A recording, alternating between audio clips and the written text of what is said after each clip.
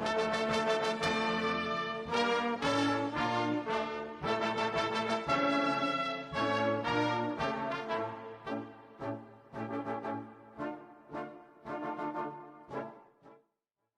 everyone, welcome to the YouTube channel of Colonel Roy Defense Academy. I am Shiva Mishra. अब हम इस video में आपसे डिस्कस करने वाले हैं next type of transformation of the function. अभी तक हमने कई सारे ट्रांसफॉर्मेशन ऑफ द फंक्शन पढ़ लिए हैं. तो अब जो नेक्स्ट टाइप है y is equals to f of mod x. अब ये क्या चीज़ है सर? सिमिलर तो इसके पहले वाले भी में भी आपने बताया था. तो सिमिलर नहीं था, हमेशा यही समझना है कि सिमिलर नहीं था. इससे पहले जो हमने डिस्कस किया था y is equal to mod of f x discuss किया था. मतलब किसी फंक्शन में पूरे में मॉड लगाओ. अभी सिर्फ x में मॉड लगा है, इसमें पूरे फंक्शन में मॉड लगा था. ऐसे एग्जांपल ले लेते हैं तो आपको क्लियर हो जाएगा. जैसे y is equal to mod of sine x अगर लिखा है तो ये पूरे साइन x में मॉड लगा है.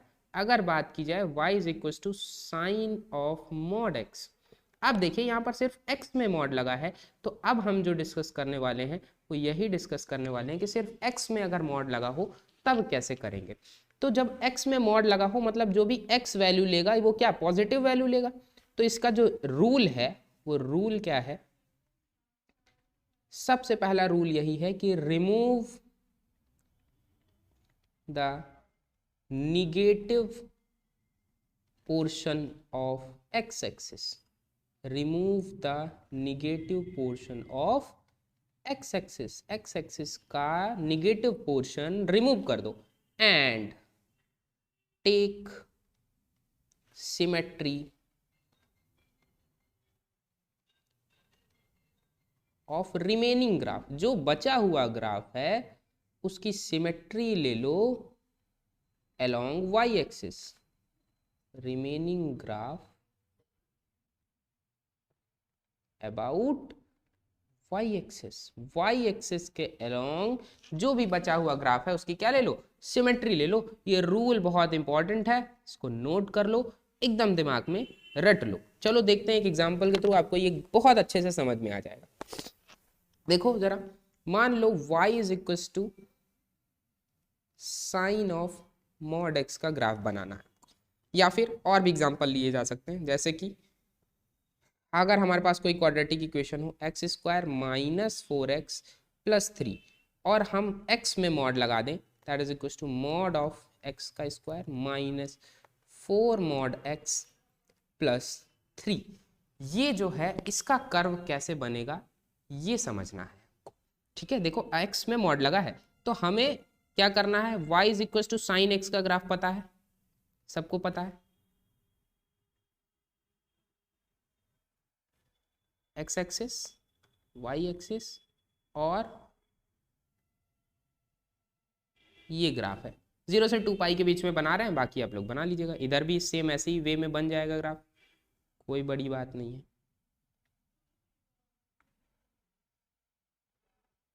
ठीक है, तो अब देखो हमें क्या करना है? Remove the negative portion of x axis. तो देखो ये x एक्सिस है पूरी, ये इसका निगेटिव पोर्शन है. ये जो पोर्शन है ये क्या है? Negative portion. इसको हमें इरेज कर देना है. क्या कर देना है? इरेज कर देना है, मिटा देना है. Remove the negative portion of x axis. चलो अब देखो x एक्सिस का जो निगेटिव पोर्शन था वो तो गया है ना. बाकी जो भी बचा ग्राफ है इसकी सिमेट्री ले लो y एक्सिस के लॉन्ग. देखो y एक्सिस ये है, इस पे मिरर रख दो. एक मिरर रख दो तो इधर जो इमेज बनेगी वो क्या बनेगी? देखो ऐसे बनेगी कुछ. अब ये जो ग्राफ बन गया एक धनुष जैसा, आपके सामने जो ग्राफ है ये जो धनुष जैसा ग्राफ है ये y is equal to sine of mod x का ग्राफ है. समझ पा रहे हैं आप लोग? इसी तरीके से आप y is equal to cos of mod x का भी ग्राफ बना सकते हैं, एकदम वेरी सिमिलर मैनर. देखो इसमें कुछ नई बात नहीं है, कुछ जादू नहीं हो रहा है. मॉड लगा है x में, x में मॉड लगा है तो x निगेटिव वैल्यू तो नहीं लेगा, इसीलिए हमने x एक्सिस की जो निगेटिव साइड है उसको क्या कर दी? रिमूव कर दी. और बचे हुए ग्राफ की सिमेट्री ले ली y एक्सिस के लॉन्ग. जो ग्राफ आ गया वही क्या है? y is equal to sine of mod x. अब इसका ग्राफ जरा ट्राई करते हैं. ये जो ग्राफ गिवन है जरा देखो, y is equals to mod of x square minus 4 times of mod of x plus 3।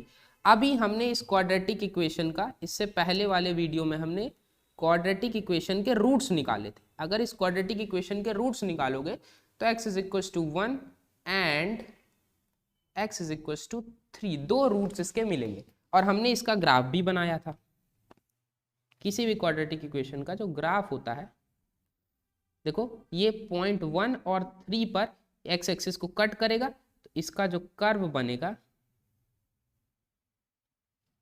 इसको कट कर रहा है, ऐसा बनेगा, एक पैराबोला बनेगा, अपवर्ड पैराबोला, जो 1 और 3 दो पॉइंट्स पर एक्स एक्सिस को कट करता है।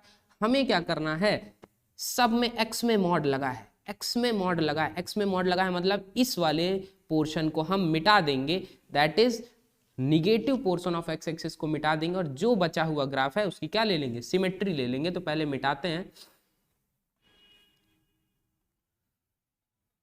देखो ग्राफ मिट गया। अब देखो जो भी ग्राफ बचा हुआ था, ठीक है, ये जो भी बचा हुआ ग्राफ है इसका क्या ले लेंगे, सिमेट्री ले लेंगे। सिमेट्री ले लेंगे हम लोग, देखो सिमेट्री क्या है, जो भी ग्राफ आएगा ये है, ये जो ग्राफ है, पूरा ग्राफ जो है ये क्या है, ये पॉइंट -1 होगा, ये पॉइंट -3 होगा। ये जो पूरा ग्राफ है, ये ग्राफ रिप्रेजेंट कर रहा है मॉड ऑफ एक्स का square -4 times of mod of x plus 3 को रिप्रेजेंट कर रहा है। तो ये जो ग्राफ है, ये आप समझ गए होंगे कि जब x में मॉड लगता है तो remove the negative portion of x axis and take the symmetry of the remaining graph about y axis. और जो पूरा ग्राफ है, ये जो ग्राफ हो जाता है, ये y is equals to f of mod x का ग्राफ हो जाता है। आपको समझ में आ गया होगा।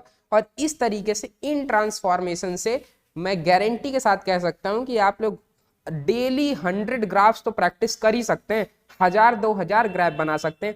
आपको जितने ग्राफ आते हैं सब में मॉड लगा डालो, जितने आप कर्व्स आज तक पढ़े हैं, जितने भी फंक्शंस पढ़े हैं, सब में एक्स में मॉड लगा डालो, सब में पूरे फंक्शन में मॉड लगा डालो। कोई कांस्टेंट ऐड कर दो, कोई कांस्टेंट सब्सट्रैक्ट कर दो, किसी कांस्टेंट से मल्टीप्लाई कर दो। इसने जितने भी तरीके आपको आते हैं दिमाग में, सबको लगा के आप नया ग्राफ बना सकते हैं। This is the transformation of the function. अब देखो इसका काम कहाँ पर है, मेन काम यही है कि मान लो कोई क्वाड्रेटिक इक्वेशन ऐसे ही दे दी और एक लाइन दे दी, y बराबर x लाइन दे दी। जरा देखते हैं देखो इसका यूज कहाँ है, y इज इक्वल टू, मान लीजिए यही दिया है x² -4 मॉड x, इसमें मॉड लगा हुआ है, ठीक है, प्लस 3, एक ये दिया है f ऑफ x दिया है, ये है ना, x बराबर दिस, दूसरा function y is equal to x दिया है, ठीक है। अब कह रहा है कि इन दोनों के बीच में कॉमन पॉइंट्स कितने होंगे, या कितने इंटरसेक्टिंग पॉइंट्स होंगे, या फिर कितने पॉइंट्स पे दोनों कर्व्स आपस को में सेटिस्फाई करेंगे। इस तरह के क्वेश्चंस आते हैं एनडीए में। तो आपको दोनों के कर्व्स आते हैं, आपको बहुत आसानी से। अभी कर्व बनाया था, इसके पिछली वाली स्लाइड पे जाते हैं हम लोग, देखते हैं जरा। ये देखिए जो कर्व है, इसमें अब बस y बराबर x लाइन हमें बनानी है। ये देखो y बराबर x लाइन बना दो बस, सिंपली। ये जो y बराबर x लाइन है, ये इसको कितने पॉइंट्स पे कट करेगी, आप सबको पता है, सिर्फ एक ही पॉइंट पे टच कर रही है। इसका मतलब एक ही कॉमन पॉइंट होगा दोनों के बीच में, है ना। तो ये जो आप है, इस तरीके से आप डायरेक्टली सॉल्व कर सकते हैं, बिना आपको ये निकाले कि कितने कॉमन पॉइंट्स होंगे। आपको ग्राफ पता है, आप डायरेक्ट ड्रॉ करिए, कॉमन पॉइंट्स निकाल दीजिए। समझ रहे हैं, यहाँ टच नहीं करेगा, ध्यान रखिएगा, ये इन्फिनिटी पे टेंड करेगा, ये लाइन एकदम टेंड करती चली जाएगी, दोनों टच नहीं करेगी आपस में, ठीक है। तो ये हो गया आपके पास कर्व्स, समझ में आ गई।